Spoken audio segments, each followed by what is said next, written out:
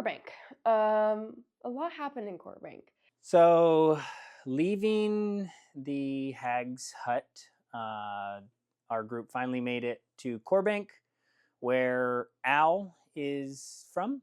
And we met up with Al's hedgehog friend named Grub. Going into the city, they realized that there might be a little bit more to Corbank than meets the eye. And we have the kid that we need to deliver to her parents. We have dubbed her Squigs because her last name is like Squibbly or Squiggerton or something like that. We go to Corbank, scout it out, find Squig's family. Met up with her parents somewhere at the bars, kind of made a plan with them to rendezvous later that night. Da da da da, your child. And they were overjoyed. They were very excited. Whenever we did hand her off, we had the whole interaction where we kind of, I want to say it was Al, took a potion of true sight and saw like the lingering essence of Hilda kind of still over Squigs. A string, basically, connecting Squigs to the hag. Looked at her with true sight, and oh yeah, that hag is still hanging around. So we may have just dropped a bomb off in the city, and we really don't know it. But you know, not our problem anymore. We've fulfilled our contract. She's back with her parents, but she's not necessarily like free of cursing, I suppose. But we don't know. That's not our problem anymore. We only needed to bring her back. Not ideal. We look into Nicholas, Al's friend. He's missing. Go figure. So we search Nicholas's house, and we find a bunch of evidence that he was kidnapped or taken.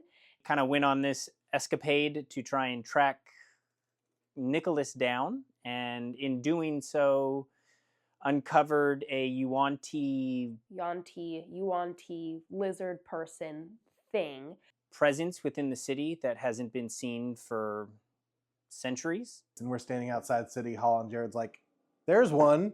I don't remember how, but we connect the dots that Nicholas got stolen by a Yuan-Ti. Put on a sermon in Nicholas's stead, kind of drew the attention of the Yuan-Ti. Okay, Al, you put on a hat, you be your friend, and you deliver the best sermon of your life. And he delivered perfectly. Our goal was to be like, haha, you never got Nicholas. Nicholas is free. They knew it was a fake, but it still worked. So we got him. We got to him by making them come to us. Found one of them, cornered him, beat him up, and then he gave up where their hideout was. So we went into this old abandoned shack, which is their hideout, and you know, that was a scary battle. Fight, fight, boom, boom. Tinker almost dies. We saved Nicholas. But we saved Nicholas, hooray. Kicked butt, saved Nicholas. All of this fight that just happened, and it kind of drew a lot of attention to this random house. And so a bunch of guards showed up. After the fight is done, they're like, you're coming with us to the Capitol. We're like, okay. So we go with them, and they take us to the governess. Which then kind of got them in the good graces of the city. We secured ourselves passage. The mayor of Corbank offered us a boat to Strongbank after saving Nicholas and kind of espousing the Yuan-Ti. So, but while all of this was happening, because this was over the course of several days. So one of those days, Jared comes up to Tinker and says, hey, come with me. Jared was still a little upset with Tink for recklessly offering her soul to murder 1,000 innocent souls. He takes her to this sketchy-ass potion shop and is like, hi, potion lady. Will you please concoct a potion so that I can share my memories with Tinker? And Tinker's like, this does not sound like a fun time. Jared thought it was a good idea to be like, Tinker, I've killed a lot. Let me show you. Jared decides, I have a great idea. I'm going to share my memories with Tinker. Specifically to share Jared's memories of wartime and taking life with Tinker after she had made the contract with the hag about needing to take 1,000 souls pure of heart. We go to this potion shop, and he's like, we can share memories. You made a deal. You're going to just destroy your soul. I want you to know what you're getting into. Just brace for it. Be ready for it. So he was being shown every person he killed under somebody else's direct order. including the ones that he didn't know about.